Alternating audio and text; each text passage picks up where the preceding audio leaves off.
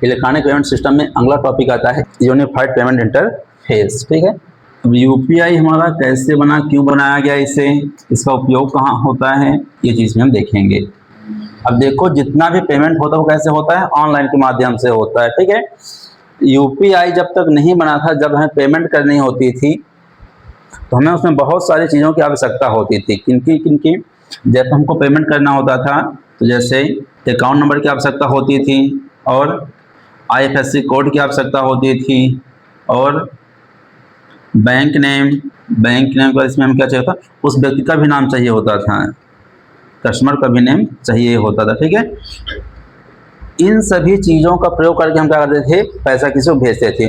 तो जो पैसा भेजता था पहले उसके लिए एक पेज खुलता था इस प्रकार से।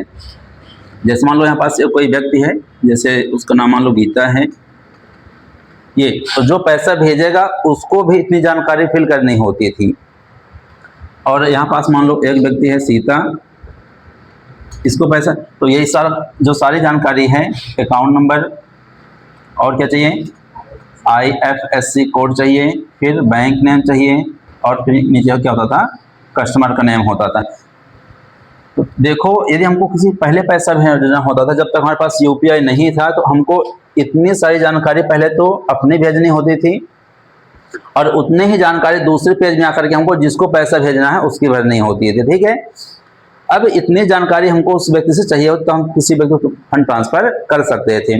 अब यहाँ पास होता क्या है कि ये सारी जानकारी लेने में हमको समय लगता है, बहुत टाइम लगता है पैसा ट्रांसफर करने में। ठीक है, अब देखो, पैसा ट्रांसफर करने के बहुत सारे हमारे यूपीआई ऐप हैं, फोन पे हो गया, गूगल पे हो गया, अमेजोन हो गया, भीम यूपीआई हो गया।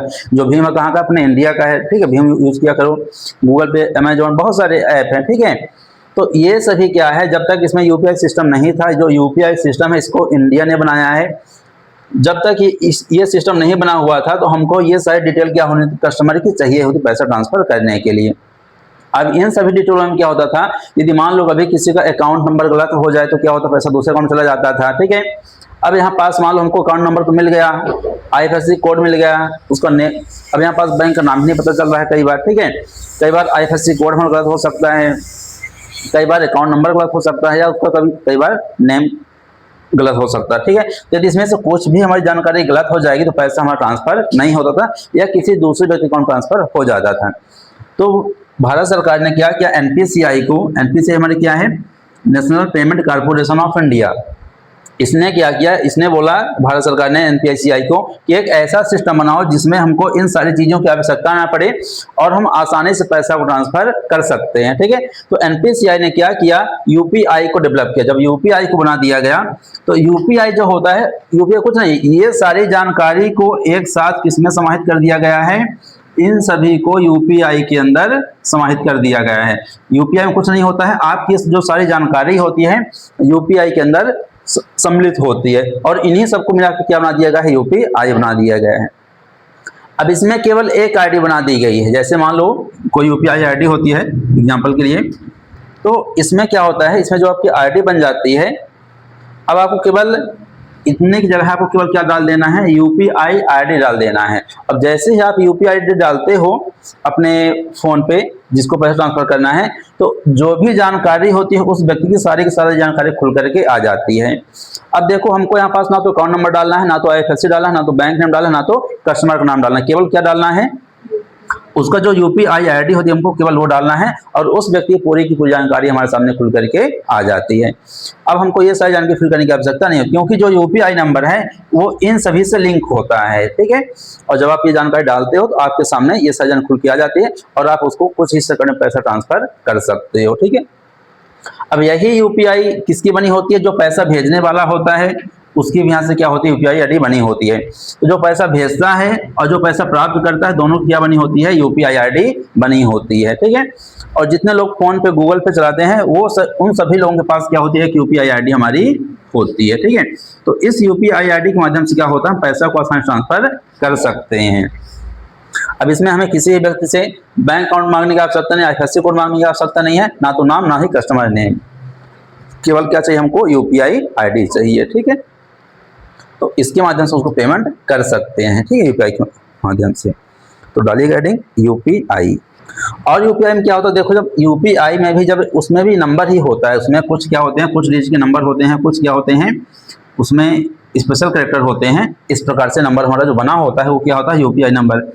अब यूपीआई को बना दिया गया और यह हमारा इंडिया में, इंडिया के बाहर भी कई देशों में क्या करता है, कार्य करता है। कैसे काम करता है इंडिया के बाहर, जैसे मान लो कि हमारा यूपीआई तो इंडिया का बना हुआ है, लेकिन इंडिया के बाहर जैसे अमेरिका में होगा, चीन में होगा, पाकिस्तान में, तो कई देशों में कार्य कर रहा है ये, ठीक है। और इतना अच्छा सिस्टम बनाया है, ये किसी देश ने नहीं बनाया इस प्रकार से, ठीक है। क्योंकि आज जो इलेक्ट्रॉनिक पेमेंट में भारत सबसे आगे चल रहा है। जिसके पास कभी पहले इंटरनेट नहीं हुआ करता था, आज वो सबसे आगे चल रहा है इस क्षेत्र में, ठीक है। तो जब से यूपीआई आया है, ये पूरे मार्केट में अपना नाम सबसे आगे रखा हुआ है, ठीक है। क्योंकि इसके माध्यम से आप पेमेंट को बहुत फास्ट तरीके से कर सकते हो और बहुत ही कम हमको क्या होती है, किसी व्यक्ति की जानकारी लेनी होती है, इंफॉर्मेशन चाहिए होती है। अब यदि मान लो यहाँ पास हमको अब इतना बनाकर क्या बना दिएगा, यूपीआई बना दिएगा, इस जानकारी के बाद ये बना दी गई। अब जब आपके पास ये जानकारी आ गई, इसमें भी कुछ नंबर होता है, मान लो किसी ने आपको यूपीआई नंबर बताया और बोलते समय उसने कोई भी वर्ड मिस्टेक कर दिया, तो पैसा कहाँ चला जाएगा, दूसरे व्यक्ति के पास चला जाएगा। अब यहाँ पास भी गलती होने के चांस हैं। तो यूपीआई के बाद फिर क्या किया गया, जब यूपीआई बना दिया गया, हाँ, तो वहाँ पास बना दिएगा क्यूआर बना दिया गया। क्यूआर, इसका नाम क्या होता है, क्विक रिस्पॉन्स कोड होता है ये, ठीक है। तो उसमें देखो कुछ भी ऐसे बना करके ऐसे कुछ बना दिया जाता है, ठीक है। देखो उसमें कुछ कटा ऐसे बना रहता है, ठीक है, पता नहीं क्या उसके अंदर बना रहता है। और जैसे स्कैन करते हो आप, ठीक है, ऐसे जैसे मान लो कि किसी ने हाथ में पानी ले करके या कुछ ले करके कान दो ऐसे क्या कर दो, छिड़क दिया हो उसमें, शिवांशी बना रहता है ना। अब स्कैनर जो बना क्विक रिस्पॉन्स कोड होता है वो, ठीक है। अब यहाँ पास गलती होने के चांस नहीं है, क्योंकि जब आप इसे स्कैन करते हो तो उसी व्यक्ति का नाम आता है जिसको उसमें मोबाइल नंबर लिंक होता है, ठीक, जिसको उसमें यूपीआई आईडी होती है। यहाँ पास गलती होने चांस नहीं, यहाँ पास भी गलती होने चांस थे, ठीक है, यहाँ पास भी गलती हो सकती थी, यहाँ पास ज़्यादा गलती थी, यहाँ पास थोड़ा सा कम हो गई थी। अब यहाँ पास गलती बिल्कुल भी नहीं होती है, ठीक है। अब देखो छोटा सा जो दुकानदार भी, वो भी क्या करता है, अपने दुकान के सामने स्कैनर को रख लेता है, ठीक है, और उसमें वो तुरंत पेमेंट को ले सकता है। क्योंकि अब हर व्यक्ति को यूपीआई बताना में समय लगता है। यदि किसी की बड़ी शॉप है और बहुत दुकान चलती है तो कितने लोगों को बताता बैठेगा वो, तो क्या लगा दिया, वो क्यूआर कोड लगा दिया, क्विक रिस्पॉन्स कोड लगा दिया। अब इस कोड के माध्यम से हम उसको तुरंत स्कैन करते हैं और उसको पैसा ट्रांसफर कर देते हैं। अब यहाँ पास गलती होने के चांस नहीं है, लेकिन यहाँ पास गलती क्या होती है, अब जो दुकानदार ठेला वाला भी है वो भी क्या लगा दिया है, क्यूआर कोड लगा दिया है। चाय पीते हो 5 रुपए की, उसमें भी क्यूआर कोड, 2 रुपए की टॉफी लेते हो उसमें भी क्यूआर कोड से पैसा पेमेंट करते हो, ठीक है। अब यहाँ पास गलती क्या होती है, कई लोग फ्रॉड कैसे करते हैं। अब जैसे मान लो किसी की दुकान में बाहर क्यूआर कोड लगा हुआ है, अब जैसे मान लो कि अब हमारी ही दुकान में रखा हुआ है, कोई व्यक्ति आए और क्या करे, गलती से अपना क्यूआर कोड चिपका दे उस पर, तुम ध्यान ना दो, ठीक है। जब तुम ध्यान नहीं दोगी तो जितना भी पेमेंट तुम्हारे अकाउंट में आएगा वो कहाँ चला जाएगा, उस व्यक्ति के पास चला जाएगा। ये वैसे होता है ना जब अगर वो बोलने वाला स्कैनर ना होगा। हाँ रुको बता रहा हूँ, यहाँ पास क्या होता है, अब जैसे मान लो सुमन की दुकान, शिवांशी ने अपना क्या किया, वहाँ पास क्यूआर कोड चिपका दिया, ठीक है। अब पूरा पैसा कहाँ जाएगा, शिवांशी के अकाउंट में जाएगा। अब यहाँ पास देखो इस तरह से समस्या होती है, उतनी नहीं होती है, लेकिन जब कोई करता है तब होती है। अब यहाँ पास बचने के लिए कंपनी ने क्या किया, उसने एक स्पीकर दे दिया बोलने के लिए। जब भी आपके अकाउंट कोई पैसा डालेगा तो वहाँ पास क्या करता है, आवाज करता है, ठीक है। मान लीजिए जैसे कि इसने चिपका दिया, ठीक है, हाँ। और अगर उसके पास बोलने वाला स्कैनर वो रखा हुआ है और अगर इसने अपने अकाउंट में पेमेंट कर तो फिर उसका नहीं बोलेगा ना, मतलब नहीं बोलेगा, नहीं उसका डिब्बा नहीं बोलेगा। हाँ, अब देखो जब जैसे कस्टमर के पास यहाँ पास क्या रखा हुआ है, बॉक्स रखा हुआ बोलने वाला, अब ये तो बोल रहा है कस्टमर के उसमें से, जब शिवांशी यहाँ पास अपना स्कैनर चिपका देगी, इसमें पैसा जाएगा तो फिर वहाँ पास बोलेगा नहीं, तब एक आध पेमेंट तो हो जाएगी। जब वो फिर ध्यान देगा कि आखिर बोल क्यों नहीं रहा है, हो सकता है चार्ज ना हो, चार्ज होने के बाद बोल क्यों नहीं रहा है, तब देखेगा कि अभी इसमें क्या हुआ, किसी ने अपना स्कैनर चिपका दिया है, ठीक है। तो वहाँ पास फिर क्या है, उसको चेंज किया जाएगा, ठीक है। कभी कभी क्या सर्वर नहीं होता है तो ऐसा कह के भी बहुत से लोग चले जाते हैं, ठीक है, तो यही फ्रॉड होता है। तो यूपीआई में सबसे अच्छा सिस्टम क्या आ गया, क्यूआर कोड आ गया है, इसमें कोई भी गलती होने के चांस नहीं होते। आप केवल स्कैन करो और स्कैन करने से उसी व्यक्ति के पास पैसा जाता है जिसका QR कोड होता है। ठीक है, जैसे बाहर हर जगह करता है, इंडिया के बाहर भी कार्य करता है। इसे अलग अलग देशों में यूज किया जा रहा है। जो भारत UPI सिस्टम है इतना अच्छा पेमेंट सिस्टम इंटरफेस देता है कि इसे इंडिया के बाहर भी यूज किया जा रहा है, इसको इंडिया के बाहर भी यूज किया जा रहा है। ठीक है, और ये इंडिया का ही है। इसमें देखो, इसमें इंडिया नहीं लिखा हुआ है। यदि इसमें इंडिया लिख दिया जाएगा तो कई लोग जो, अब देखो भारत कई क्या होते हैं, पड़ोसी देश होते हैं, कई दोस्त होते हैं, कई दुश्मन भी होते हैं। ठीक है, अब जैसे अमेरिका, चीन, ये सब ये क्या है, जो पाकिस्तान वो क्या दुश्मन है, लेकिन जो अमेरिका है, नेपाल है, जापान, ये सब क्या है, दोस्त है, वो तो सपोर्ट करेंगे ही।